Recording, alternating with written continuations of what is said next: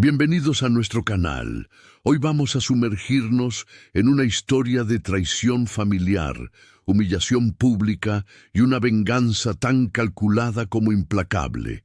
Es la historia de Carlos, un hombre que vio su vida desmoronarse en el día más feliz de su vida, pero que resurgió de las cenizas para reclamar lo que era suyo. Prepárense, porque esta historia es un torbellino de emociones. Imagina la escena. Carlos está en Cancún en su propia boda. El sol se pone sobre el mar turquesa, la música suena y está a punto de empezar su nueva vida con Sofía, el amor de su vida. A su lado está Javier, su hermano, su mejor amigo y su padrino de bodas. Todo parece perfecto, un sueño hecho realidad. Pero los sueños, a veces, se convierten en pesadillas en un instante. Llega el momento del brindis. Javier, con una copa en la mano y una sonrisa torcida, toma el micrófono. Carlos espera palabras de felicitación, anécdotas graciosas de la infancia, pero lo que sale de su boca es veneno puro. Impulsado por el alcohol y una envidia que había estado carcomiéndolo por dentro, Javier confiesa, delante de todos los amigos y familiares, que se había acostado con Sofía, la prometida de Carlos, apenas unos meses antes. El silencio que cae sobre la recepción es ensordecedor. La humillación es absoluta, pública y brutal. Carlos, cegado por la ira y el dolor, se abalanza sobre su hermano. Los gritos reemplazan a la música, los golpes a los abrazos. La boda de ensueño se transforma en un campo de batalla caótico. Esa noche no solo marcó el fin de su matrimonio antes de que comenzara, sino también el derrumbe de su reputación y el inicio de un oscuro descenso a la depresión. Pero en medio de esa oscuridad, una llama comenzó a arder, la llama de la venganza. Carlos no solo quería justicia, quería una retribución que estuviera a la altura de la traición que había sufrido. 6 meses. 6 largos meses pasaron desde aquella noche infernal en Cancún. Para el mundo, Carlos era un hombre roto, un fantasma de lo que alguna vez fue. Pero en la soledad de su apartamento estaba forjando el arma más letal de todas. Un plan metódico, frío y preciso. El objetivo no era solo hacerle pagar a Javier por la humillación, sino despojarlo de lo que más valoraba, su futuro, su estatus y su parte de la herencia familiar. En el testamento de su padre, un empresario exitoso en el sector de la logística, había una cláusula clave.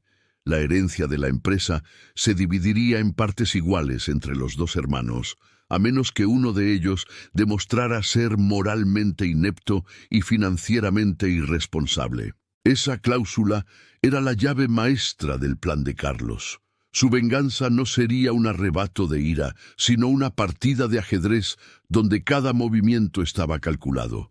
La primera fase del plan fue social. Carlos sabía que Javier tenía un problema secreto, una adicción al juego que lo estaba consumiendo. Empezó a dejar caer pistas sutiles a su padre, comentarios al pasar sobre las malas rachas de Javier, sobre lo preocupado que estaba por él. Luego orquestó un encuentro casual. Invitó a su padre a cenar cerca del casino favorito de Javier, sabiendo que era inevitable que se toparan con él en plena acción, perdiendo dinero que no tenía. La semilla de la duda fue plantada en la mente de su padre. La segunda fase fue la infiltración. Carlos, alegando que necesitaba mantenerse ocupado para superar su depresión, pidió volver a trabajar en la empresa familiar. Una vez dentro, se dedicó día y noche a revisar las finanzas, cada factura, cada transacción. No buscaba errores, buscaba un patrón, y lo encontró.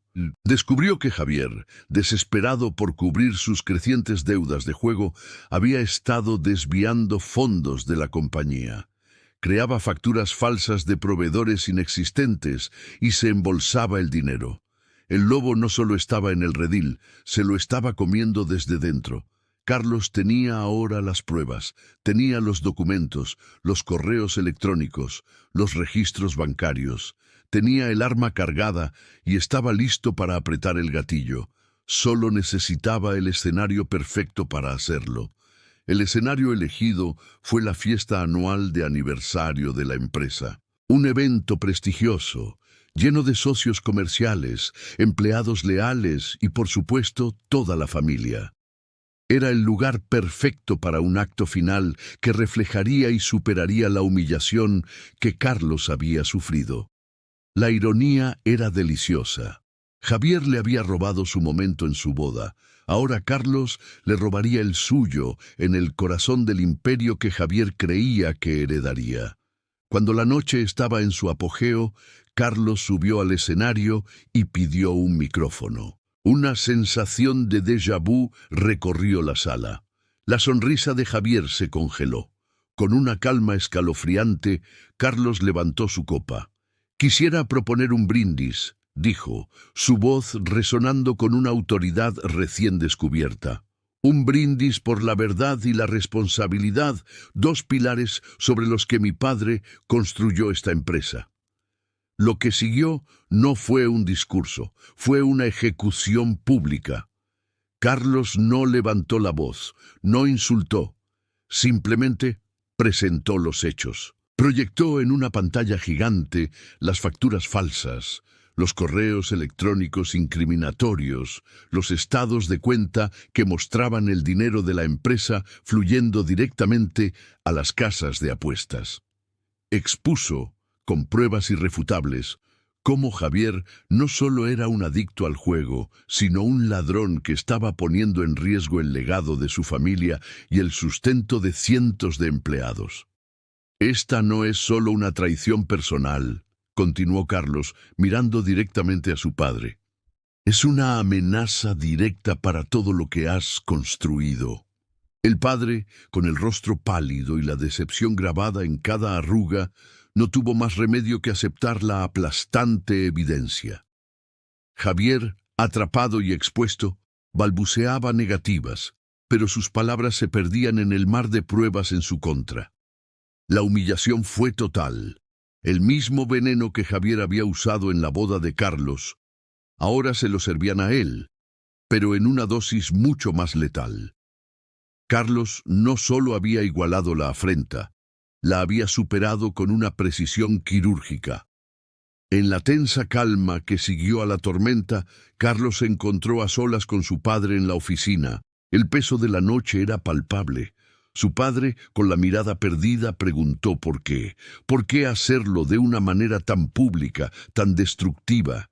«Porque era la única manera», respondió Carlos, su voz firme pero no exenta de dolor. «Necesitaba que entendieras la magnitud de su problema. La humillación pública era necesaria para forzar un límite, para que no pudiera negarlo o minimizarlo nunca más. No se trataba solo de mí, papá. Se trataba de salvar la empresa, de proteger tu legado. Javier habría seguido sangrando la compañía hasta dejarla seca». La conversación fue difícil pero necesaria. El padre comprendió que la drástica acción de Carlos no provenía del odio, sino de una necesidad desesperada de proteger a la familia y al negocio de la autodestrucción de Javier. La famosa cláusula del testamento se activó. Las consecuencias fueron inmediatas y definitivas. Javier fue despedido de su puesto en la empresa, fue desheredado de su participación en el negocio. Recibiría una suma de dinero, pero con una condición innegociable. Debía ingresar de inmediato en un centro de rehabilitación para tratar su adicción al juego y sus problemas subyacentes. Era un castigo, sí, pero también era una última oportunidad, un salvavidas lanzado en medio de su naufragio personal. Carlos, por su parte, fue nombrado el nuevo director general de la empresa.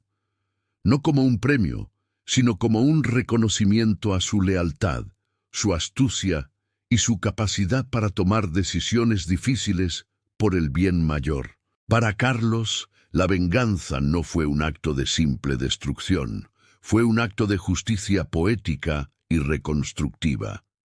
Al exponer la verdad, no solo destruyó la fachada de su hermano, sino que lo obligó a enfrentar la realidad de su vida, y en el proceso, Carlos recuperó todo lo que le habían arrebatado, su honor, su futuro y su lugar en el mundo.